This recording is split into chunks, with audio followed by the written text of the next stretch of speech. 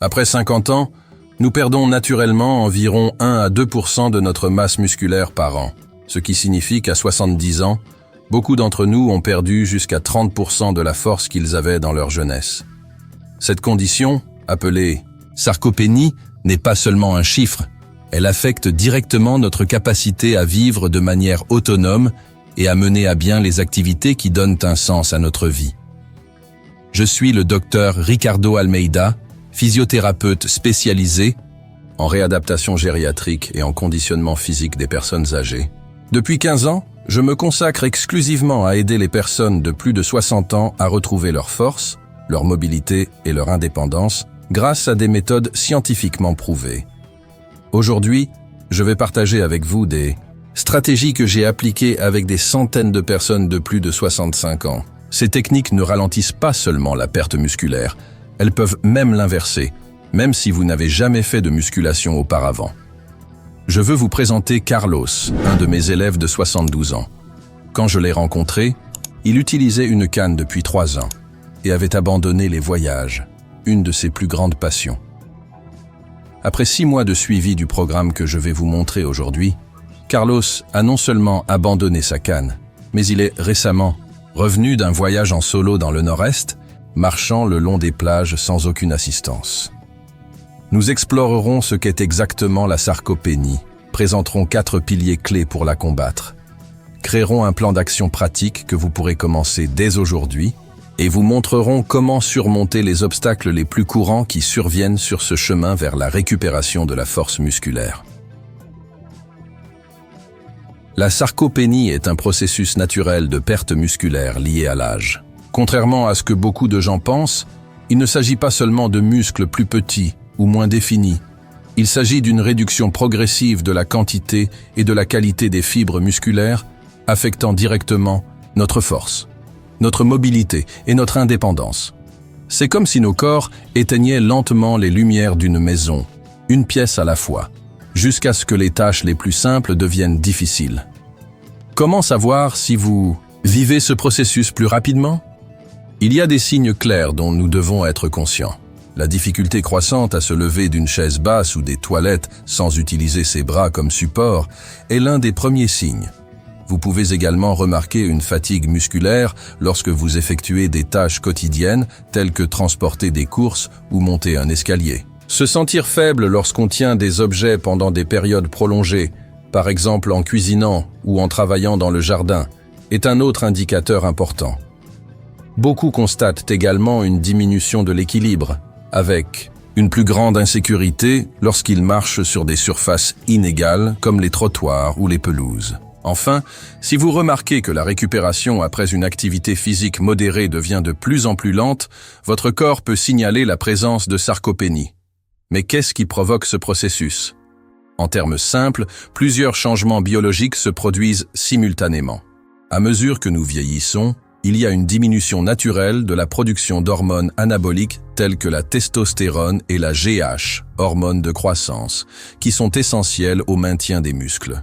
Dans le même temps, notre corps devient moins efficace dans la synthèse des protéines, c'est-à-dire dans la transformation des protéines que nous consommons en tissu musculaire. On observe également une augmentation progressive de l'inflammation chronique de faible intensité, ce qui accélère la dégradation musculaire. Finalement, les mitochondries, les centrales énergétiques de nos cellules, diminuent en nombre et en efficacité, ce qui entraîne une diminution de l'énergie disponible pour la reconstruction musculaire. L'un des plus grands obstacles auxquels nous sommes confrontés est la croyance répandue selon laquelle la perte de force est simplement une partie naturelle du vieillissement, contre laquelle nous ne pouvons rien faire. La science moderne prouve que cette démission est non seulement inutile, mais nuisible. Nos muscles conservent la capacité de répondre aux stimuli appropriés quel que soit l'âge. Et avec les bonnes stratégies, nous pouvons non seulement ralentir, mais inverser considérablement ce processus. Le coût de l'inaction est trop élevé pour être ignoré. Des études montrent que la sarcopénie non traitée augmente jusqu'à 3 fois le risque de chute grave, qui sont à leur tour la principale cause de fractures et d'hospitalisation chez les personnes âgées. Chaque année, 25% des Personnes de plus de 65 ans qui souffrent d'une fracture de la hanche ne retrouvent jamais leur indépendance antérieure et nombre d'entre elles nécessitent des soins continus. Heureusement, comme nous le verrons ci-dessous, il existe des stratégies éprouvées qui peuvent complètement changer ce scénario.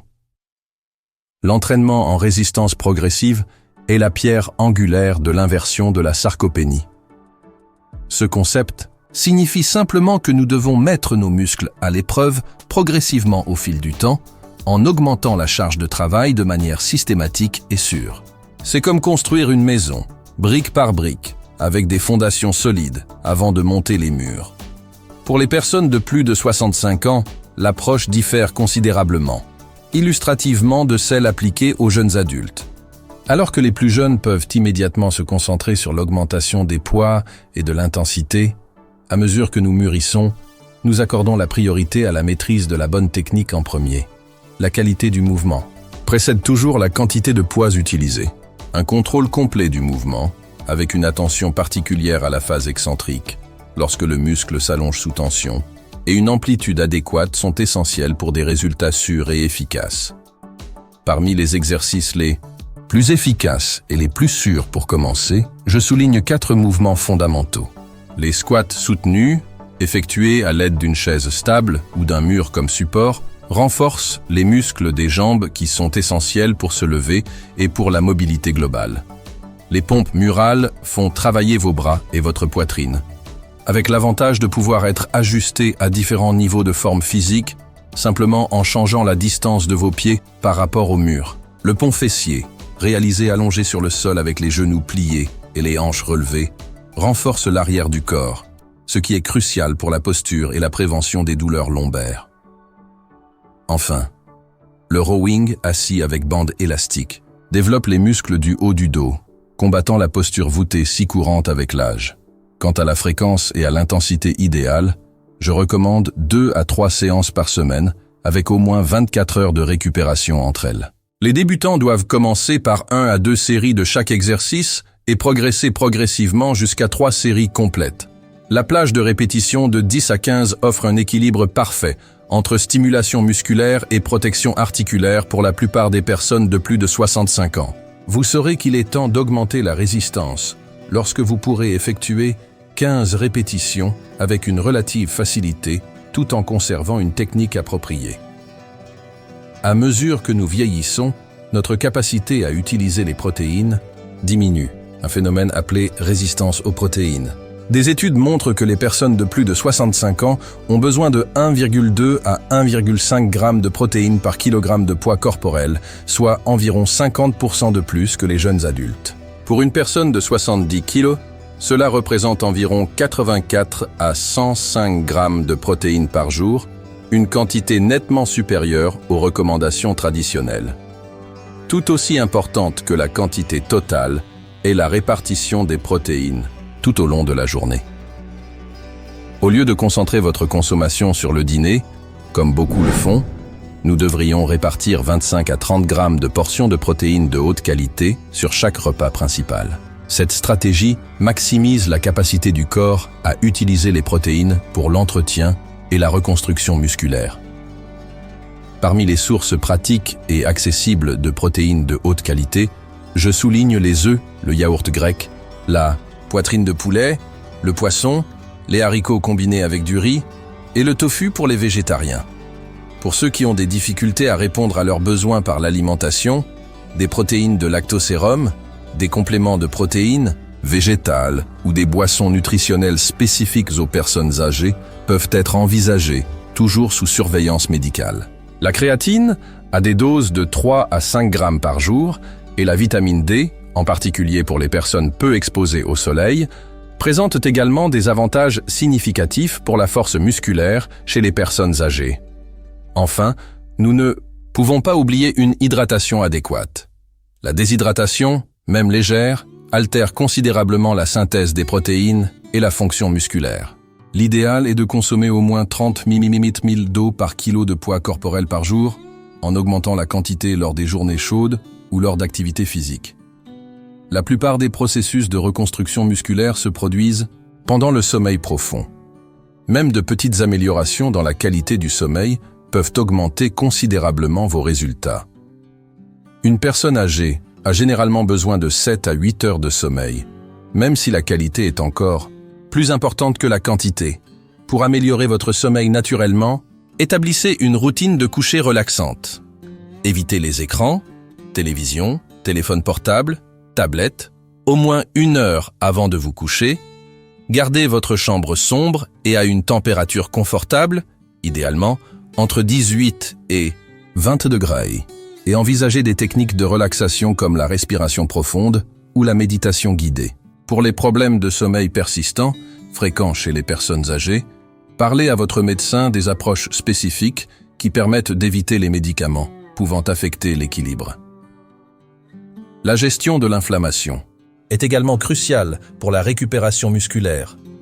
Les stratégies alimentaires anti-inflammatoires comprennent la consommation régulière d'oméga 3, présents dans les poissons comme le saumon et les sardines, de fruits et légumes.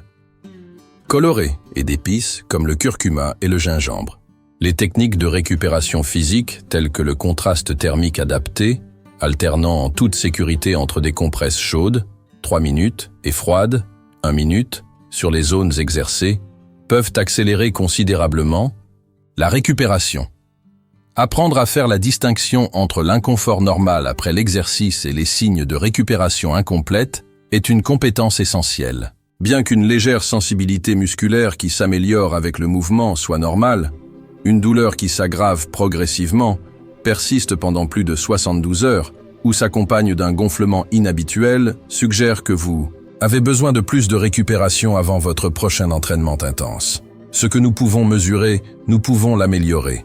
Créons un système simple pour enregistrer vos entraînements sans complications inutiles.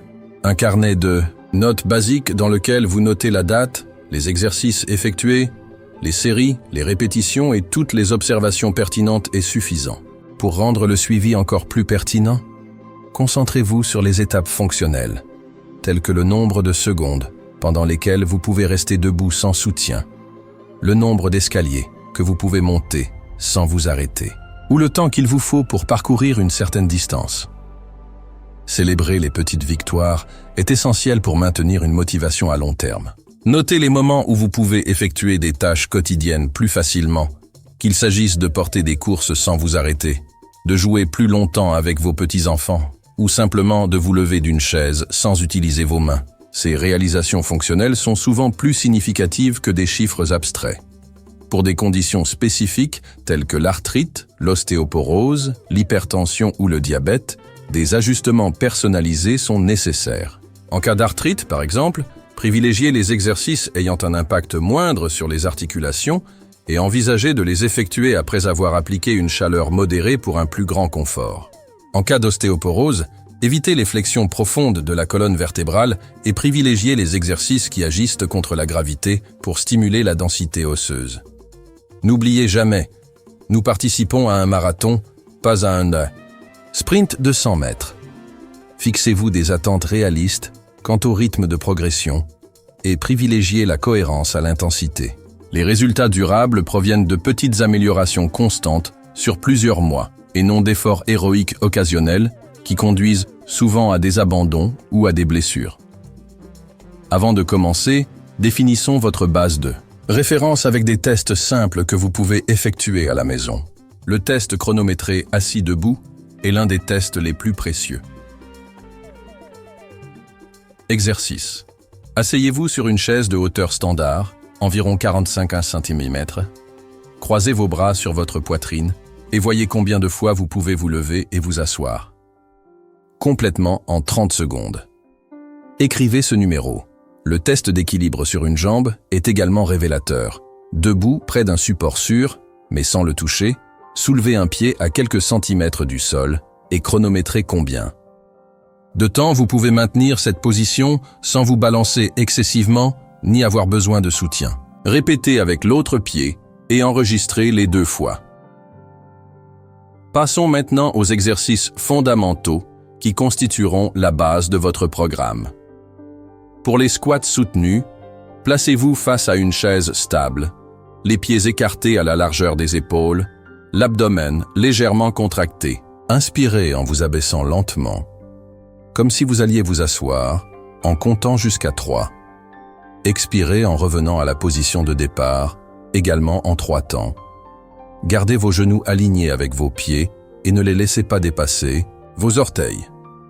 Pour les pompes murales, placez-vous face à un mur, les pieds à environ 30-45 cm de la base, les mains posées à hauteur des épaules et légèrement plus larges que la largeur des épaules. Inspirez en pliant les coudes, en rapprochant votre poitrine du mur, en 4 temps. Expirez en revenant à la position de départ, en 2 temps. Gardez votre corps droit comme une planche, sans cambrer le bas du dos. Votre routine initiale sera structurée comme suit. 3 séances par semaine, par exemple lundi, mercredi et vendredi, avec un jour de repos entre les deux. À chaque séance, effectuez 2 séries de 10 répétitions de chaque exercice, avec 1 à 2 minutes de repos entre les séries. Commencez toujours par un échauffement léger de 5 minutes, comme la marche sur place et des mouvements articulaires, circulaires. Je termine par 5 minutes d'étirement doux. On en a fini pour aujourd'hui, mais demain, il y a la deuxième partie, au même moment. Ce sera une réunion spéciale, préparée avec soin pour prendre soin de ta santé. Je t'attends.